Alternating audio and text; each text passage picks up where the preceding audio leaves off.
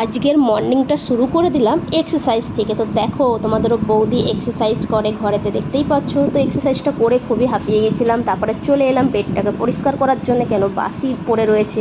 এবার বেড পরিষ্কার করে ঝকাঝক তকাতক করে এখানে চলে এলাম, টেবিলটাকে ভালো করে ঝেড়ে ঝুড়ে পরিষ্কার করে পরে এখানে দেখো রান্নাঘরটা পরিষ্কার হচ্ছে। ততক্ষণ আমি দুধ বের করে নিই, কেন গাঢ় গাঢ় দুধের চা খেতে সবারই ভালো লাগে। কার কার ভালো লাগে কমেন্ট করতে কিন্তু ভুলো না।